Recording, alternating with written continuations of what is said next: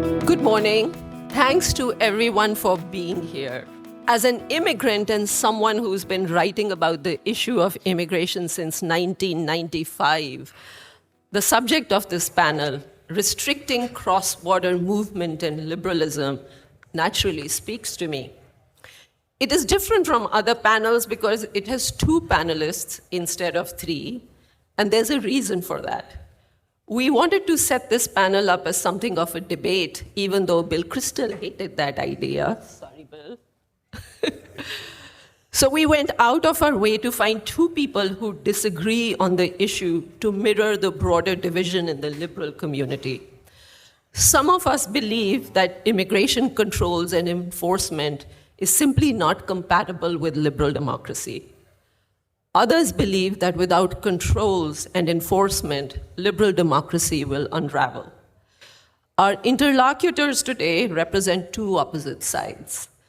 Chandran Kukathas, who is skeptical of restrictionist policies, is a true citizen of the world. He was born in Malaysia to Sri Lankan parents, studied and taught political philosophy in Australia, held teaching positions in many American universities before chairing the London School of Economics Political Science Department and becoming the Lee Kong Chian Professor, Chair and Professor of Political Science at Singapore Management University. He's now in the process of retiring to Greece. He has authored and co-authored several books, including The Liberal Archipelago, which is one of my favorites. Rawls, A Theory of Justice and Its Critics, and most recently and relevantly, Immigration and Freedom. David Goodhart, who is less skeptical of restrictionism, is a writer and journalist and not a citizen of the world, but he is a devoted British citizen. His books include The Road to Somewhere, The Populist Revolt, and the Future of Politics, and Head, Hand, and Heart, Struggle for Dignity and Status in the 21st Century.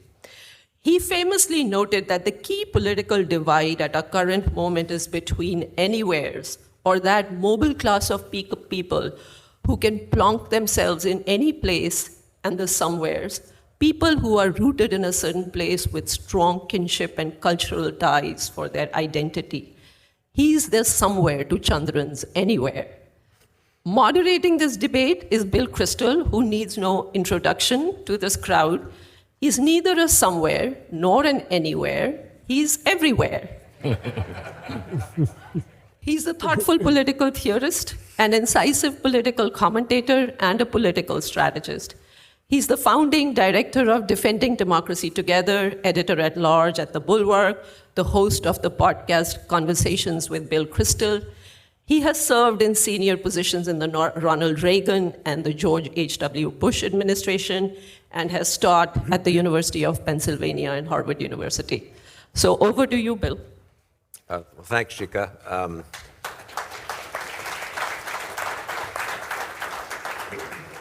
feel I should begin by saying good morning, if it is a good morning, which I doubt.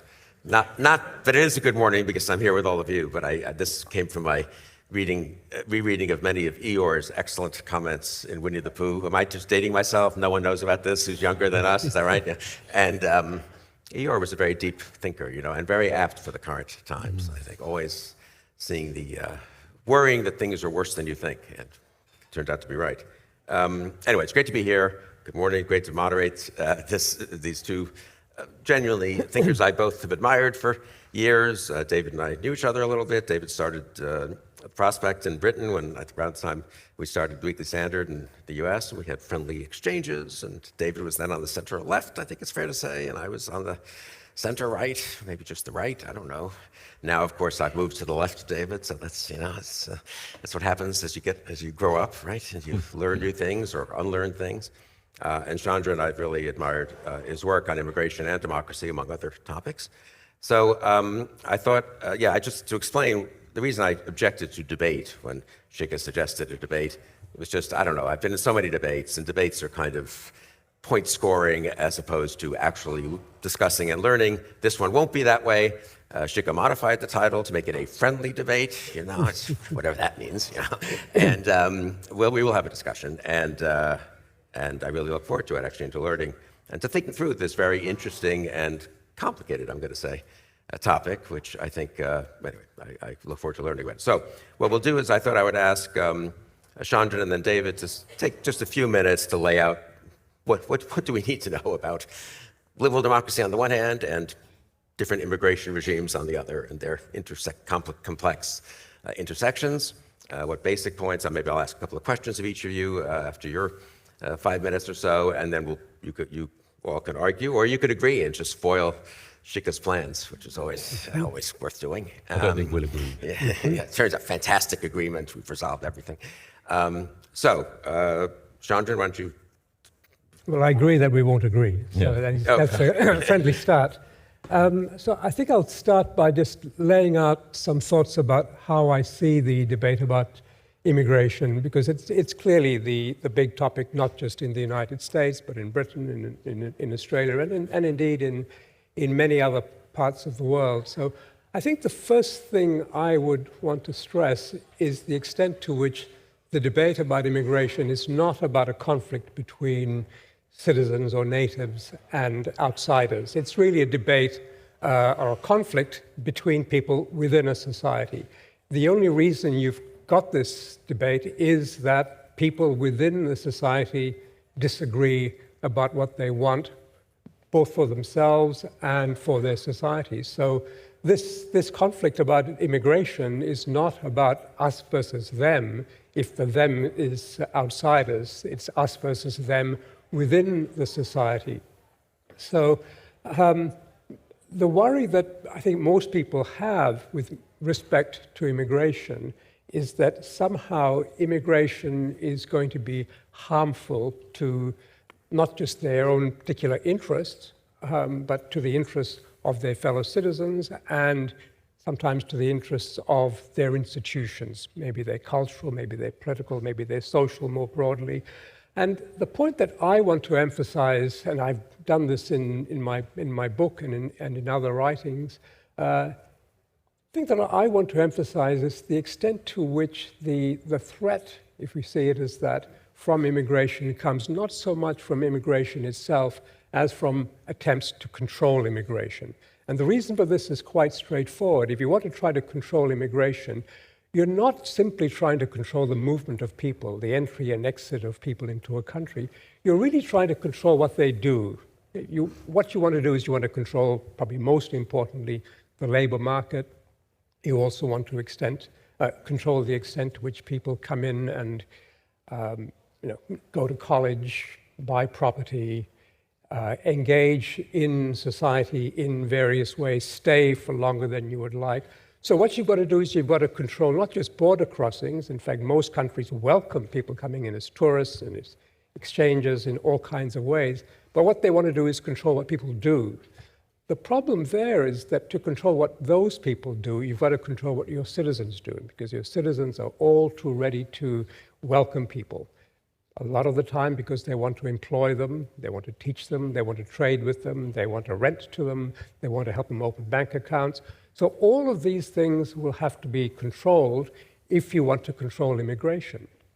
So immediately, there is going to be a cost that society will bear to the extent that your society is going to be more and more controlled by institutions and other people within your society. Now, I think one of the things that's maybe underappreciated is the difficulty of doing this. And that's because we are basically a kind of recalcitrant species. We don't take well to being controlled, and so we resist. So the more significantly you want to control immigration, the more vigorously you'll have to control your own citizens. And the short answer is that you can control in the sense that you can impose policies that will have effects, but it's another matter altogether to actually establish policies that will achieve your ends. Because immigrants, labor, is that just like capital in that regard, and as we saw in the previous panel, people will find a way around things. So the more you want to try to control what people do, the more you'll have to ratchet up the extent of controls. So essentially what we're talking about here, I think, because I think neither David nor I are at extremes. I'm not arguing for open borders. I don't think he's arguing for zero immigration. What we're talking about is what we do in the middle. And what I'm trying to say here, really in a nutshell, is that the more you try to control, the more you will have an effect on the freedom of your citizens. So the question is, how far do you want to go?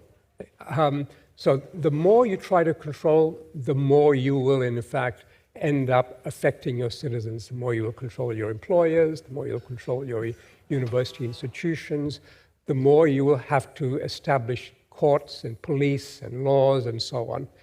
And to the extent that you're worried about the success, the more you will be tempted to get around these institutions in order to achieve your ends. And the more society will, in fact, resist, and the more difficulties you'll face. And at some point, you're going to have to say, how far am I prepared to go? And my argument is that if we're going to look for an equilibrium, we should find one in which we're actually much more welcoming of immigrants, because the cost that you're going to have to pay if you really want to control immigration is a much greater loss of freedom than you would like. Let me ask one question and then come to David, because it's the obvious question that just want to get your answer to on the table. I mean, I'm personally very sympathetic to the notion that the threats from trying to control immigration can often outweigh the threats from immigration. But it's also true that those threats, the attempts to more radically control immigration, do seem to come up when people have the sense, correct or incorrect, that immigration is out of control, too high, too much, too illegal, too uncontrolled, right? So, I mean, just take a minute on that balance, because, I mean, so the obvious objection is, well, that's nice, and I don't like, one could say, I don't like what's now happening to crack down on immigration, but the reason we're having these attempts to crack down is that people were insufficiently concerned about mass immigration, well, just a sense of immigration being out of control. Yeah. So I think here the crucial thing to do is to actually look at why it is that immigration is, as you put it, out of control, bearing in mind that, in a certain sense, it was never something that was in control, because it's not something you can really control in the sense that you will achieve the specific objectives that you've got in mind when you try to control these things. So I think what you've got to ask is, what are the factors that are leading to the increase in the number of people trying to move? What are the factors that are affecting the channels through which they move? And to give you just one simple example, why is it that so many people are now claiming asylum or seeking pathways through the refugee process? So much so that it's crowding out genuine refugees. Well, one of the reasons is you've asserted controls that make it more difficult for people to move through normal channels. You push out bulges in one way, the bulge is going to appear somewhere else. So simply saying we've got to control this is not sufficient. What you've got to talk about is, what are the mechanisms that you've got in place? And here I think there are very, very few sensible ideas around, because people simply think, or not everybody, but many people think that what you need is you need to somehow cut off the supply. Well, the problem is you've got a demand problem. There are all these people who want these people to come in.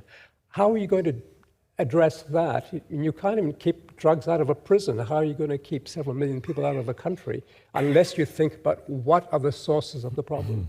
I think that's a helpful answer and lays the ground for David. Well, thank you. Well, I agree, at least on one thing with Chandran, that we're arguing about that middle ground. Neither of us are extremists. I don't want no immigration. Chandran doesn't want open borders.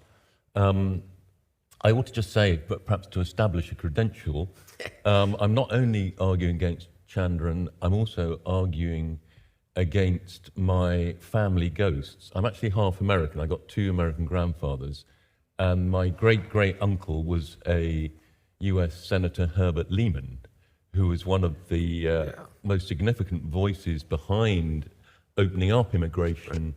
What was it was the 1965 Act, wasn't it? Yeah. I mean, he actually died in 1963, but he'd been a very powerful voice pushing for the end of that period of restriction, the perhaps not coincidentally, the great sort of social democratic period in US history between the early 20s and the mid 60s. So I'm arguing against great Uncle Herbert as well as Chandran here. Can I just say that I did not have on my bingo card that a close relationship of David Goodhart and Herbert Lehman, but Well, I do. who I remember growing up in New York as a very distinguished, Yeah. liberal governor and senator, right?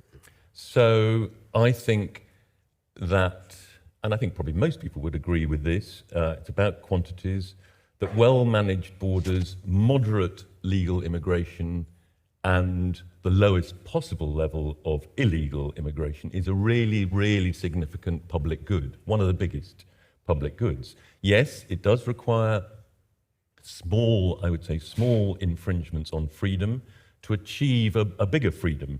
And we have such trade-offs in our public policy, in our social contracts the whole time. I mean, in the UK, we still believe in the state having a monopoly on the use of violence. We therefore, except in very exceptional circumstances, make it illegal for people to carry arms, something that perhaps many people in this country would rather envy. Similarly, on immigration itself, we live in welfare states. We have quite thick labour market regulations. We can't allow employers just to import anybody who they might want to import from abroad and pay them any wage. We also have rules for bringing in spouses, among other things, to stop trafficking. So what is the bigger freedom that control and moderate immigration enables? I would say in one word, it is security. Of course, we all believe, or at least almost all of us believe, in the moral equality of all human beings, but we don't believe that we have the same obligations to all human beings. We live, and liberalism thrives, in bounded political communities.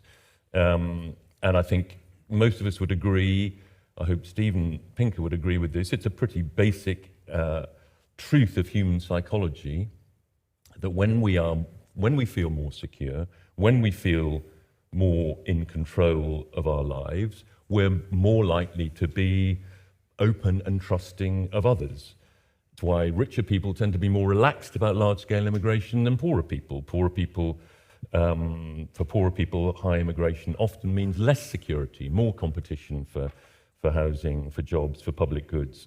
And high illegal immigration rewards bad employers and creates a pervasive sense of lawlessness in the inner city. So what has the immigration story been in recent years? It's been very high, and it's been at best semi-controlled. The UK now, about 16% of the population is foreign-born. The majority white British population in the UK, at the turn of the century in 2000, it was about, white British population was about 90% of the UK population. It is now around 70% of the UK population. We've seen an extraordinarily rapid demographic change. The proportion of school children in London who are white British is 20%. In the US, I know the focus is much more on illegal immigration and on legal immigration. Your illegal immigrant population, no one really knows, obviously, but it's sort of anywhere between 10 and 20 million. You had 2.2 million people coming in 1 year alone in 2022. This is incredibly unpopular. It's the single biggest failing, I would say, the political class, both in my country and the US in recent decades. Possibly the biggest failure of liberalism in some way. It's led directly to Brexit in the UK. It's led directly to Trump 1 and Trump 2. The liberalism and the rule of law flourishes in high-trust societies. High-trust societies with at least some sense of national citizenship, solidarity. Society is not a random collection of individuals. And when change happens too fast, people do withdraw, people do become resentful, people do hunker down in Robert Putnam's famous phrase. Now, obviously, the control I'm talking about needs to be achieved legally. We shouldn't be going around breaking the law as President Trump is doing. But if laws don't allow us to assert this basic control, then we need to change the laws. I mean, for example, the laws on refugees that were drawn up, the international regulations on refugees drawn up in 1951 when virtually nobody had the wherewithal to move. So change the laws in the achievement of this great public good. Don't break them. Let me just finish, if I can, with a quote. I wrote an article about 20 years ago with the magazine that Bill mentioned that I founded and edited, Prospect magazine. I wrote an essay in 2004 called Too Diverse, ? Which was, I was very much then on the centre left. The essay was republished in The Guardian, caused a bit of a furore. Lots of people accused me of being a racist because I was drawing attention to my friends on the centre left to this tension between this tension between the progressive priority for diversity and solidarity, the fact that they are to some extent in tension, and we need to think about how to mitigate that tension. I ended the essay saying this: people will always favour their own families and communities. It is the task of a pragmatic liberalism, nevertheless, to help to shape local and national communities that are open enough to include people from many different backgrounds, but not so open that they lose a sense of stability and familiarity. In the words of Jonathan Sacks, the late chief rabbi, we are striving to create a home, not a hotel. Thank you. That's very interesting. Let me ask one question. You mentioned actual nations, the US and the UK, and somewhat assimilated their experience. And so the obvious sort of question or a bit of a challenge would be, our histories are very different. The US really is, it's not just a cliche, a nation of immigrants in a fairly unique way, I think, in the world. And the UK has been different attitudes towards immigrants over decades and centuries, but has basically been a reasonably homogeneous society, an island, of course, somewhat suspicious of all those people across the channel, you know. So I don't know, it seems like one could look at the analysis in your framework, which I think is reasonable, and say the trade-off would be at a pretty different place on the spectrum, so to speak, in the UK than in the US, and that's sort of on Chandran's point that you're giving up more in the US to go in a more restrictionist direction because you're cutting much more against almost the central ethos and something that is mixed up more with our civil liberties, which is not, I think, particularly the case in Britain, right? There's no Statue of Liberty exactly that sort of merges in our consciousness, I would say, a little more with other forms of liberty, you know. But, yeah, I mean, but public opinion is still, public opinion, I think, is historically more open to relatively high levels of legal migration in the US and the UK, although the difference may be narrowing. But I mean, there's just as much anxiety, possibly more anxiety about illegal immigration in the US and in the UK, partly because there's just so much of it, and it is where most of the debate concentrates. But I think it is possible to be in favour of very restrictive immigration policy, as now probably 75% of people in Britain are, say that immigration is too high or much too high. Probably nearly 40 or 50% of people say it's much too high. And yet, this is a very liberal country with very liberal people. I mean, 6% of British people say, you have to be white to be truly British. I think 6 or 7% of people think that a man should go out to work and a woman should look after the household. I mean, we are a very, very liberal society. But we're also very worried about, dramatically fast change in many of our towns and suburbs. Interesting. So, discuss. Chandran? Okay. Well, let me make one point that doesn't so much respond directly to some of the substantive points you've made, but maybe offers a kind of perspective on the way in which your points have been framed. And in a way, I think this is the way the debate is often framed. We think sometimes that there is a population which has a view and has interests, and then there is the policy and there's the discourse about this. And the assumption is we've got to figure out how we track those people's interests and their opinions. Okay? And of course, there is something to that, but at the same time, it's also true that the interests that they have, the opinions that they hold, also reflect the kind of debate that's going on, the kinds of claims that are made, including claims about immigration, about the nature of immigrants, about the nature of identity, and so on.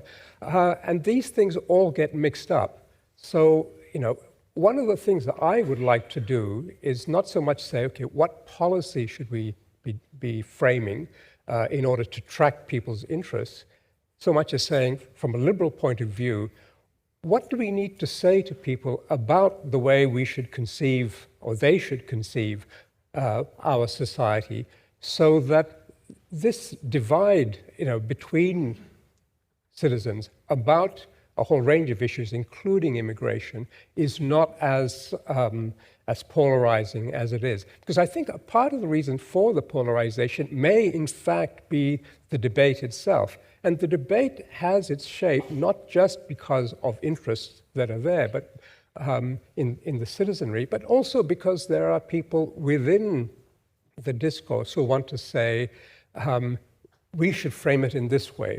Sometimes it's because there are particular economic interests. Sometimes there are particular ideological or cultural interests. They have an important role in shaping the debate. There isn't a kind of natural state of the country, a natural state of popular opinion. And let me not belabor this, but just give you one kind of example that might offer a little bit of insight into this. So at the end of the Second World War in the United Kingdom, Britain presided over an empire of somewhere between 500 and 800 million people, depending on how you counted them. All of these people, until the beginning, until the Citizenship Act of 1948, all of these people had British nationality. But over the next 20 years or so, the nationalities of these people were slowly changed or eroded, if you want to say it, so that they became less British subjects or British nationals, and they became nationals of their own particular countries, whether they wanted to or not. Now, in the 1940s, this was debated in the British Parliament, whether or not this was possible or this was defensible, partly because those countries who were going to cease to have British nationality were non-white countries. Many conservative members of Parliament were very worried about this process of simply removing people's citizenship or nationalities, because there was no citizenship yet. And this was the context of that debate. It's not as if there was a kind of natural order of things. What people came to think about as British was also something that was, fluid and transforming and so on. So this isn't to say this, gives us a clear guidance on what policy should be, but I think it does tell us something about, the whole idea of thinking. There is a kind of interest, there is a kind of opinion, and now we've got to think separately about how to track it. I think the two things are entangled in a way that, is underappreciated. Yes, I mean, we go back to 1948. The main argument made then, and you're right, mainly by conservatives, was that we should keep an open door to all the 600 million people in the Empire and Commonwealth because of the imperial family. We were one big multi-ethnic family.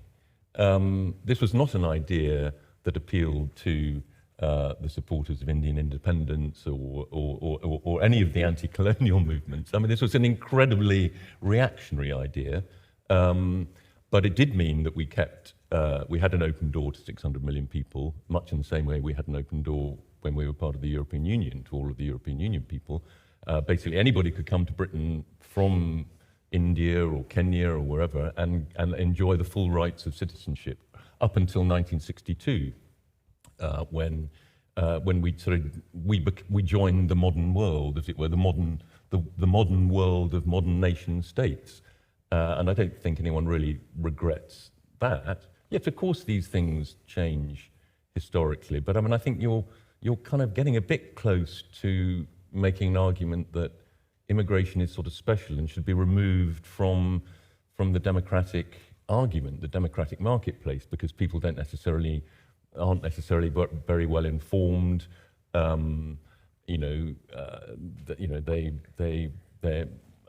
Their opinions are often based on prejudice or anecdote.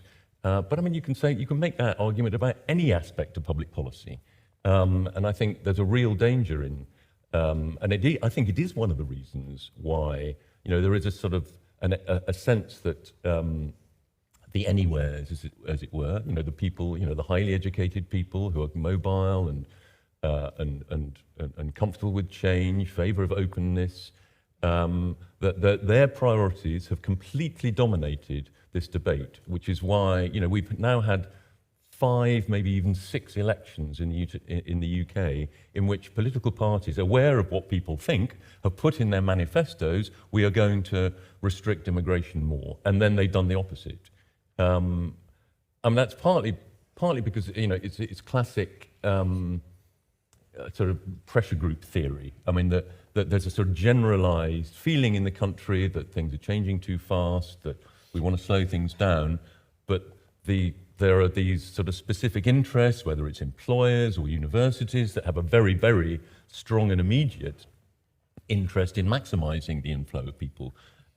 So I think we've just got to take democracy more seriously. It has been one of the areas that has been, as it were, sort of pushed to one side of the democratic conflict, and the result has been Brexit and Trump. I mean, Yeah, I'm not sure that you're right in suggesting that I want to say we should either take democracy less seriously, or that I think that the population is somehow misinformed or misguided, or has a poor understanding of so many things. It's more that I want to say something about what we should say within the democratic process.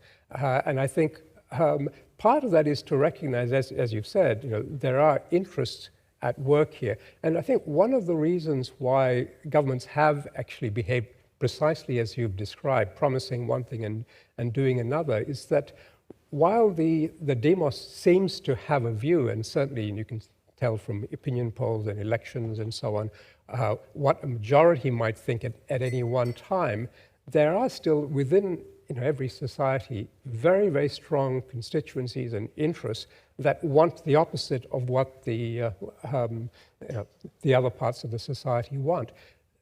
No government is going to be able to satisfy all constituencies.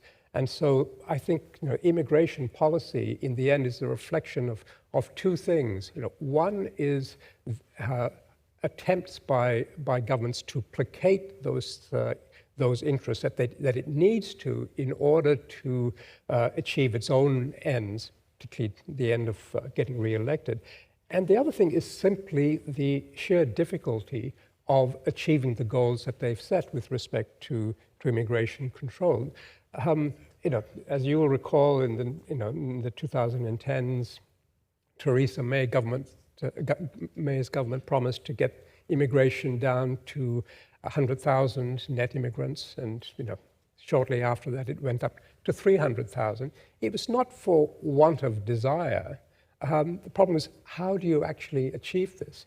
And of course, at times they'll try to achieve it by fiddling with the statistics. Do you count students as immigrants, or do you not count students as immigrants? Well, one day you decide you will because that makes things look better, and the other day you say you won't because it makes things look worse.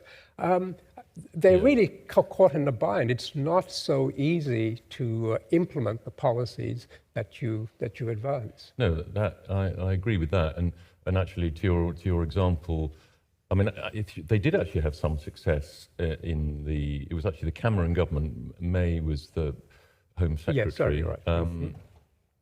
And she did have some success initially. I think she brought it down to like 130 or 140,000 net immigration a year. And then we had the EU crisis, and we were then still in the EU. We were subject to free movement, and tens, hundreds of thousands of young Spanish and Italian people came to the UK to work, and the figures went through the sky, which again it was sort of one of the sort of factors leading up to the Brexit vote in 2016. And I do, I do think that this the inability to focus on why it is that it has been so difficult. I mean, Boris Johnson, when he was elected in 2019 to get Brexit done, he did sort of get Brexit done, albeit in a not particularly brilliant way, and he promised again to restrict immigration, and then we had this after the COVID period, we had this extraordinary explosion. So we had net immigration of close to 1 million a year in 1 year, 800,000 in the following year. I mean, these are extraordinary figures, and you're right. I mean, it is partly because their insouciance about it, because it was not something that they felt in any way disadvantaged by or threatened by. That was something for sort of other people. They kind of went along with it because there was a democratic consensus. But I think that is why it was such a failing. And it is to do with a kind of economic short-termism. So in the year when I think we had net immigration of about 900,000 people, about 3/4 of it was now controlled. People couldn't just come in the way Europeans couldn't just come in the way they had been able to when we were in the EU. You had to come with a visa, and we just started handing out the visas like there was no tomorrow. 3/4 of the visas were either for students or for people working in the health and care sectors. And in both cases, it's because there is also a kind of a very strong impulse in our societies to get things on the cheap. International students account for nearly 30% of the income of British universities, which allows our own students and academics, as it were, a kind of a free ride, or a sort of semi-free ride. And the same with health. Nearly half of our hospital doctors were trained abroad. I mean, this is absolutely appalling. Many of them from very poor countries. I think there are said to be more Ghanaian health workers working in the UK than in Ghana. I mean, we do have to think of the other side of the equation when we're talking about immigration. I mean, the brain drain problem. 85% of Jamaican graduates leave the country. Probably many of them end up in the US. I mean, there is another side to the balance sheet here. Yeah. I mean, and we shouldn't just be using immigration as a way of supporting short-termism. We should jolly well fund the National Health Service properly and fund our universities properly, rather than relying on immigration as a way of getting it on the cheap. Well, let me just add one maybe footnote to each of your points, and then you can go back at it. I mean, this is very interesting. I mean, it seems to me the obvious challenge, Chandran, to your point is, I would like to have the discourse that you would like to have, but this is a democracy. There are always demagogues in democracies. And at some point, it's just empirically probably the case that if people see, maybe incorrectly, certain things happening because of large immigration, whether large legal or certainly illegal and border crossing type immigration, demagogues will flourish. And to be serious, and you are obviously about policy in this sense, one has to take that into account. It doesn't mean one capitulates ahead of time, so to speak, to the demagogic instinct, but it means one doesn't get to wish it away, I guess. And I would make the sort of similar point from the other side. I'm not saying you're wishing it away, but that people sometimes do. We're putting aside all the unpleasant stuff that's happening because we don't like it. I don't like it either, but we do have to come to grips with why it might be happening. I'd say the same on the other side with you. I mean, if one could be too fatalistic in a sense about public opinion or democracy, I do think incidentally that immigration maybe should have a slightly special status among different issues. We do set aside several issues from apart from democratic decision-making, democratic discourse. We do it explicitly in our Constitution and with our courts. Britain does it more informally, you might say, but there's always been an understanding that you can't simply let public opinion, which is always an amalgam of reasonableness and prejudice and misinformation and real information simply govern. I'm not saying you're saying that, but I think there's a tendency a little bit to say, well, what can one do? Democratic statesmen, this is the flip side of the demagogue point, democratic statesmen have an obligation to educate and occasionally constrain public opinion. I remember talking to Jeb Bush after the 2016 election, which he didn't do too well in. And I remember he was so annoyed, but I thought touchingly so. He had been challenged. Why didn't you see Trump coming? Well, he said, I saw it coming. Why didn't you understand that the immigration was such a potent issue and there was so much resentment at the border crossings and at Hispanics? And Trump, of course, exploited that, exploited the 2015 migration crisis in Europe. Very, very, so central to his success. And why didn't he said Mexican judges, and why didn't you somehow figure out a way to defend? And Jeb Bush just said, look, at some point I wasn't going to say I wasn't going to say racist things. I wasn't going to say nativist things. I wasn't going to pretend that these people are not contributing to our society. And so I'm sorry, the public at this point wanted Trump. And I'm sort of slightly sympathetic to, there's a little too much, I think, breastfeeding about how could you let this happen when some of what one let happen was stuff that to not let it happen would have meant joining in a sentiment that really, perhaps ultimately, is even more unhealthy than letting it, than trying to and failing to resist it. So I mean, I just both point. I mean, that is, I think this is the final point I say is that the practical points are very important too. I do think this is like early, back 50 years in the public interest or something. The actual unintended consequences of policies matter, and people have to take responsibility for that. Those of us who are on the liberal side need to take some responsibility for. Well, it did seem to work out badly in terms of those of us who believe in liberal policies. If you look around at what's happening in LA and DC right now, and that maybe it didn't have to happen, history's contingent, et cetera. I think on the other side, the same thing, that one has to really say what path is one beginning to go down when one starts talking about homes and as opposed to hotels. Isn't that really I mean, it's not, obviously it's an interesting metaphor and so forth, but it's giving a little fuel to a certain fire that maybe one shouldn't fuel. Anyway, enough from me, but either of you, I'm just curious. But you're both really, I think, big. There are some very nice hotels. We're in one. Right.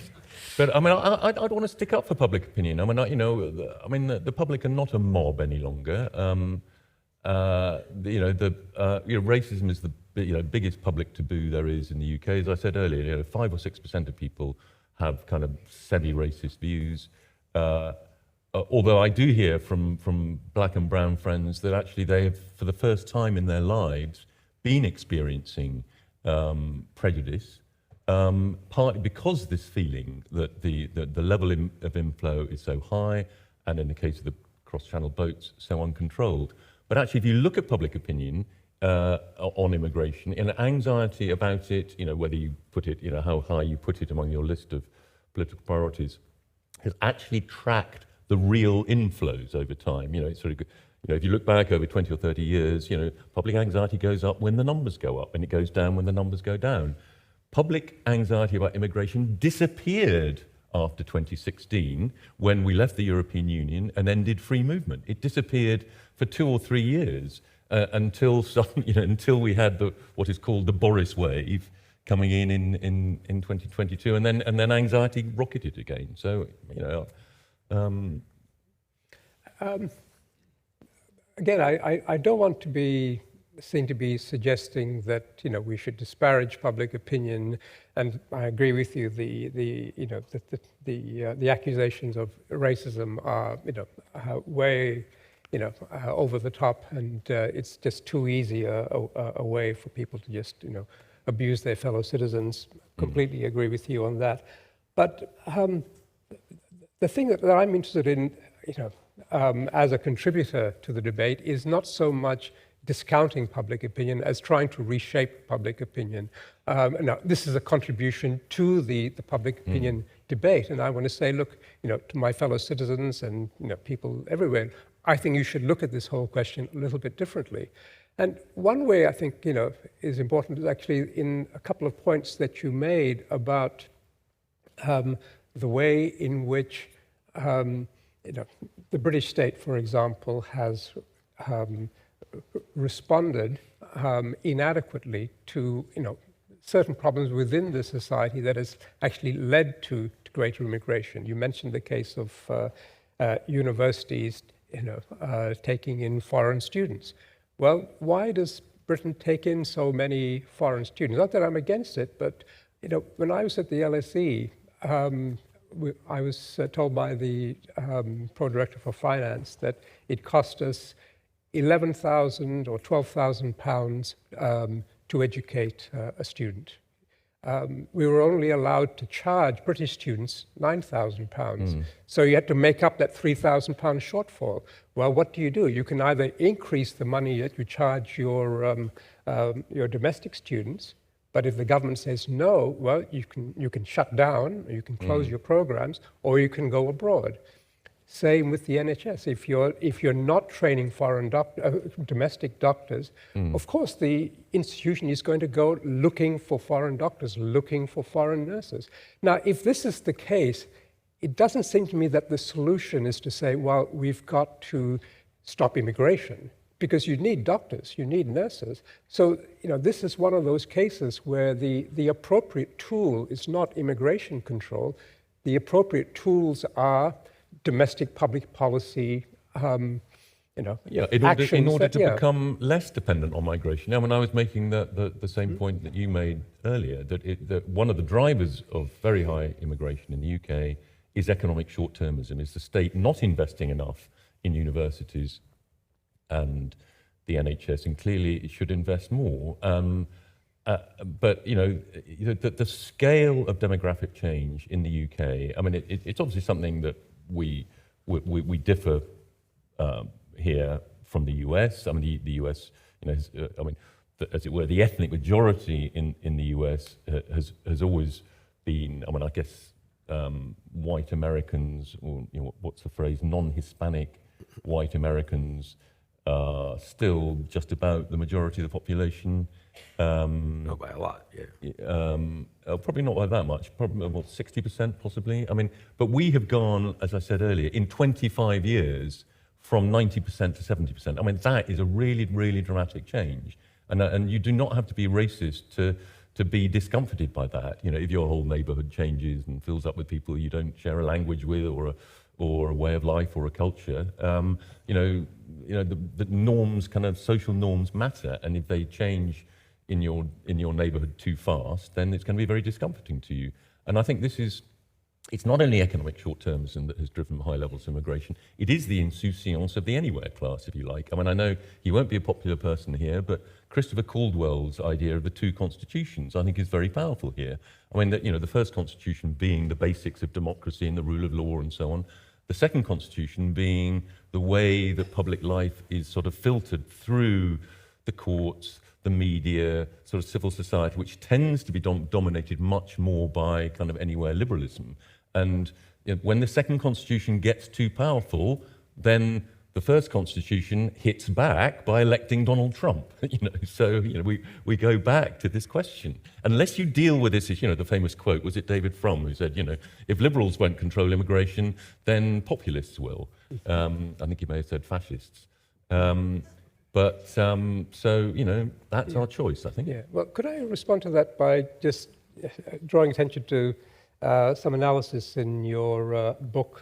I forget what it's called, but Somewheres and Anywheres is the basis of The Road to Somewhere. The Road to Somewhere. Yeah. Now, one of the things you pointed out was in the UK context that the difference between London and the rest of the country, and there are lots of things that go wrong in a way within the society when so much wealth and power is concentrated in London, but I'll leave that aside. One of the things you pointed out was the extent to which London is really quite different, and most immigration tends to focus on London. I mean, that's where most people come into, although they do go to other parts of the other parts of the country. And you pointed, I think, quite rightly that, of course, the parts of the country that are most anti-immigrant are the parts of the country where there is least immigration. But again, your argument was that people outside don't see themselves just as being in Newcastle or Lincolnshire, or they see themselves as British. But they see themselves as British in a quite different way to the way that Londoners might see themselves as British. Now, I think that analysis to me sounds, very persuasive. But the question now is, what do you do about that? Because, okay, you've made the point that it's this particular class of people that are controlling things. I'm not sure that they're really in control. It's more that they're not in control of things that are developing in the way that they don't really have a way of managing. But if this is the nature of the situation there, how do you actually control that? I mean, it seems to me that's not, you can certainly bring about policies, but you have to exert a kind of degree of control that I think is simply beyond the capacity of any state. And what worries me is that when there is this pressure to act, what the state will end up doing is actually focusing on much softer targets, because then you look like you're doing something. So you don't actually, make policies or implement policies that have real effects in terms of reducing immigration. What you do is you have dramatic things that pick on targets where you can make a difference. You can pick on students, or you can make it harder for some people to get visas, or you can ban the burqa or whatever. And there's a complete distraction. But we end up sort of talking about integration in a way, which is often what people do talk about. But integration in liberal societies is incredibly difficult to mandate. You can't tell people where to send their children to school or where to live, or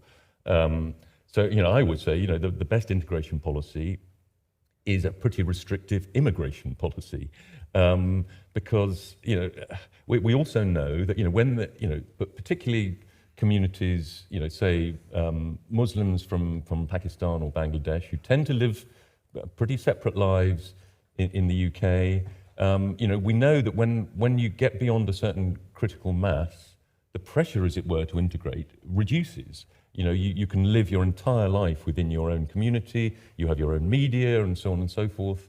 And actually, the areas of Britain where immigration is most contested and where people are most uncomfortable isn't so much the places where there is very little immigration. It's the places like the northern mill towns in Yorkshire and Lancashire, where we have had Pakistani immigration since the 1950s. People were attracted in to work in the mills to try and combat competition from Japan, I think it was at the time. This was a time when the British economy was booming. There were lots of better paid jobs elsewhere, and the mill owners, one of the most disastrous, I think, in respect, one of the most disastrous acts of British public policy since the Second World War, invited in tens of thousands of people, from completely different cultures, and they have. It's not all been a disaster, but these are not immigration success stories by anyone's account. We have parallel lives in many of these places. You go to places like Bradford, they are completely transformed, and this has not been a good thing. I mean, how we deal with that over time. I mean, I think that the hope is actually probably with the young Muslim women, who will want to break out of the very, very controlling patriarchal culture that they come from. And I think over generations there will be an integration, but it's going to be very, very much slower than is the case with many other groups. So we should. I mean, integration is just bloody difficult in liberal societies. I don't. But I'll just say that's a very British point of view. I do not feel that in the U.S. I came to Washington in 1985, and everyone was so worried, not unintelligently, about Hispanic immigration. They were going to one or two states, 2 or 3 states. They were concentrated together. They spoke Spanish. They had newspapers, which the U.S. has always had newspapers in different languages, and majorities of states in 1870 were foreign-born and were foreign-born in one place. And Iowa is now part of the United States, even though it was once 70% German, and they read German newspapers and stuff. But the Hispanic thing for the U.S. is immigration continued at high levels from Mexico and then expanded to Central America. And I think it was just turned out that the melting pot in the U.S. is extremely strong.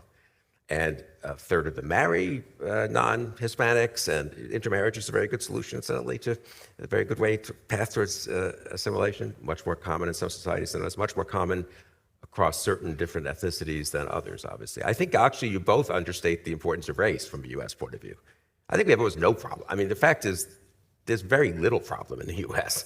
And I think in the real world, I mean, there's very little evidence, I would put it this way, of immigration leading to what? Crime rates went down during this huge wave of immigration in the U.S. I mean, there's just race, I do think, is much more behind it in the U.S. Maybe race / religion / non-Christian immigrants is more behind it in parts of Europe. And again, it may empirically take longer and be harder for those people to assimilate. Though the ones who are fleeing and coming to these countries probably do want to assimilate. Then you do have some interesting questions of why some of them don't and some do. I mean, I guess my final point, just if I can be on my sort of to the left of both of you, I guess, is I don't know, is it so terrible that Jamaicans are coming to the U.S. and Britain and becoming nurses or other professionals? I mean, Yeah, well, it's they terrible. don't have, no, it's not terrible for Terrible Jamaica. for Jamaica. It isn't terrible for Jamaica because there aren't jobs for a lot of them in Jamaica, and there's very little. Well, that's I know because this all is the an argument. clever people keep leaving. I mean, No, Jamaica's GDP is actually, I know nothing about Jamaica, but I'm just going to stipulate this. I'm not so sure that Jamaica's GDP has grown less quickly in the last 20 or 30 years than it was doing in the wonderful days when everyone was just stuck in Jamaica and there was no industry there and no employment there. And in fact, there's a lot of evidence that you can combine pretty active Jamaica is a out-migration, basket case. pretty active out-migration with the countries that, anyway, I think this is Chandra's point. We're going to stop people who really want to leave from leaving, stop them from contributing to the country that they're coming to. Same with the universities. Well, it's not so obviously terrible that Britain is educating a lot of people from outside Britain, that it's helping the balance of payments to the universities in Britain. The students seem happy enough to have foreign students with them. The foreigners probably are learning a lot. It's probably mildly beneficial for liberal values around the world because they're hopefully at LSE getting a modestly liberal education. So I think you all are. But don't we want wealth and prosperity to be sort of spread out across the world? Not everybody coming to to a few great and a lot of them centres, send money back. And but it's look, not this has happening at the moment. empirically been studied a lot. It is just not true that Mexico suffers from having a lot of Mexicans in the United States. They all have relatives in Mexico. They send money back to Mexico. Many of them come temporarily and go back to Mexico. This is your point that, in fact, you get more transient immigration, whatever the technical term would be, temporary immigration, if you have, in a way, a more relaxed immigration policy. If you make people come and ask for asylum, then they have to stay here and they can't go back and so forth. Yeah. So I don't know. I mean, I think here one thing that may be worth noting I don't mean is to that, just take this off track with my... with respect to the brain drain in particular, I mean, we often have the sense that when people move, especially people like nurses and doctors and various kinds of workers, what's happening is that they're turning up at the border or they're applying for visas independently and just arriving. Whereas in fact there's a huge network of international agreements between governments and private bodies in order to supply their labor needs. I mean, think about the Philippines, for example, which is famous for sending out nurses all around the world. Well, one of the things that the Philippines is very good at doing is actually producing nurses for export. This is an export industry. People go in not because they want to get jobs as nurses in the Philippines, because they want to have jobs as nurses somewhere. And there are agreements between, hospitals and healthcare systems and countries. And it's not just nurses, it's domestic workers in Indonesia who are, exported all around the world, whether it's to the Middle East or to Taiwan. So it's a very, very the Philippines complex. is a sort of slightly sui generis. I mean, it does have a whole political economy based around exporting people. But actually, I mean, this problem is partly going to solve itself. I mean, the brain drain problem is going to solve itself because there are going to be far, far fewer brains to drain because of the global collapse in fertility. And actually, a lot of countries that have been exporting a lot of people to richer countries, like Nigeria, are now starting to say, actually, we actually need the nurses here. And, if you have a training, I mean, this is the point about Jamaican graduates, is the fact they're graduates. They will have had a very expensive education paid for by Jamaican taxpayers, and they'll have hopped off to New York. And this is not fair on Jamaica, and it's not fair on Nigeria that we take their doctors and we take their nurses. And so Nigeria is actually implementing a system where you have to, after you've had a nurse's training, you have to stay for a certain number of years. That seems to me to be a reasonable compromise. Well, I mean, this would depend partly on who's paying for their education there and whether it's true that they're sort of, I mean, there is some case, isn't there? I'm just going to ignore the move to Q&A here, because I think this is pretty interesting. And you guys could all criticize me later. I don't know. There is something to be said, though. There should be a slight preference, I feel like, as a starting point, that people should have some ability to go to where they want, all things equal. If it doesn't hurt the country they're going to, if it question, I suppose, whether it hurts the country they're leaving, if they're willing to pay back, or their employer, and I think this is where the agreements come in, if the hospital system in the US is willing to pay the Nigerian government for what they spent to educate this nurse, then it's all even. I don't know, I feel like it's a little, I don't know what. I mean, isn't there some prejudice for liberty here and for freedom? And in that respect, isn't immigration a little bit of a special case? It's not just a welfare state question of how you balance different payments. This is, in a way, a kind of bedrock position that I should share with you, that, it's not right to say to people in different parts of the country, in different parts of the world, no, you can't move because you owe an obligation to stay where you are. Now, completely agree that, if you've been the recipient of public funds and, you're told that you're obligated to pay some of that back, whether it's in cash or in service, that seems not unreasonable. And many places do exactly that. I mean, if you get a degree in medicine in Malaysia, it's not that you can't leave the country without paying back. You also have an obligation to go to certain parts of Malaysia and do your service as a doctor in parts of the country because your education is being paid for.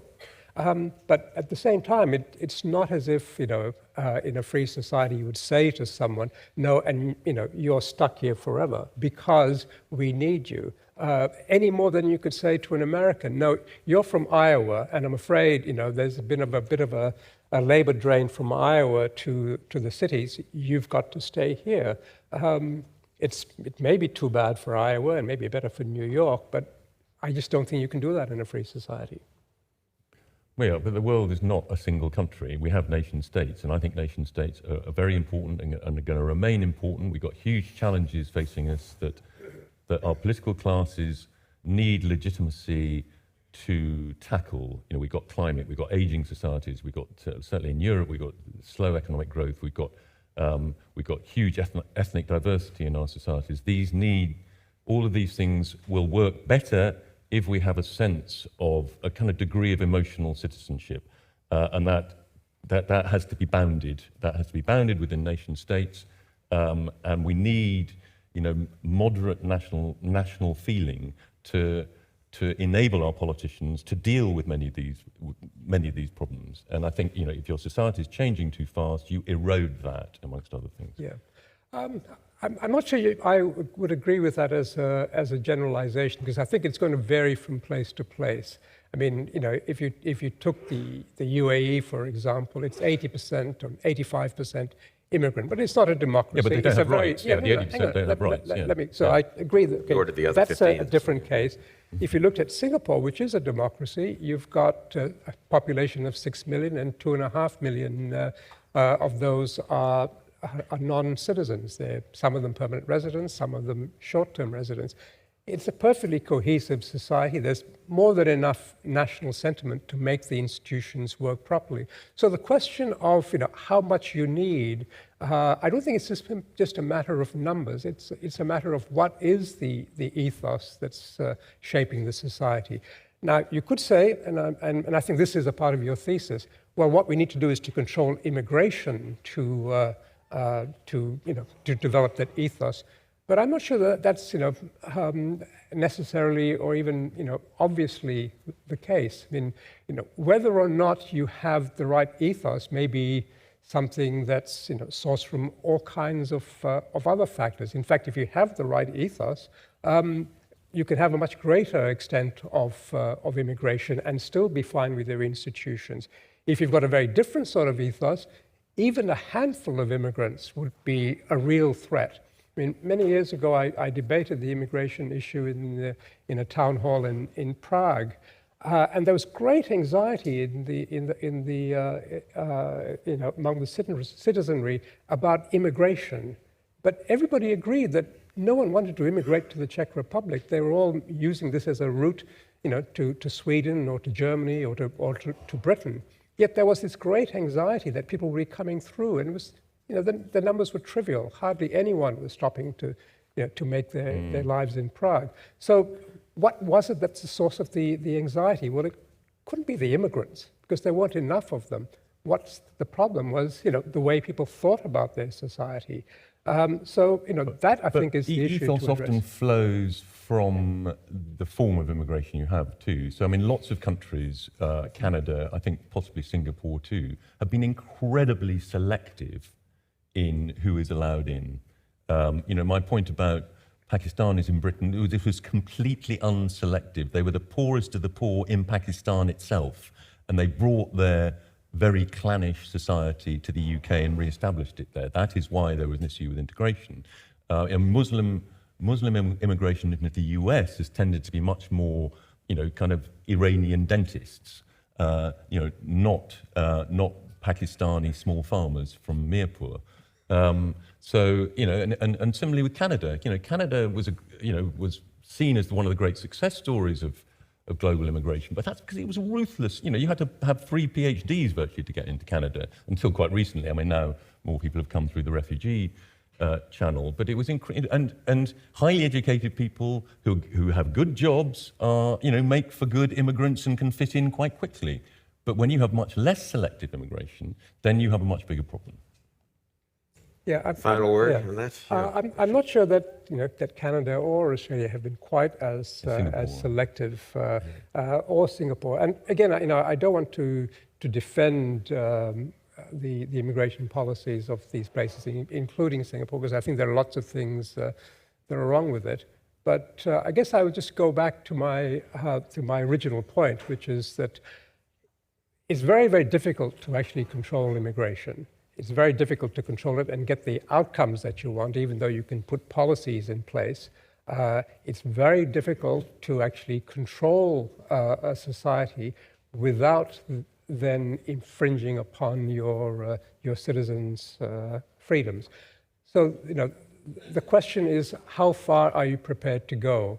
I think, David, your view is actually not as bad as I'm suggesting, that there's a lot less infringement of people's liberties than that I'm fearing.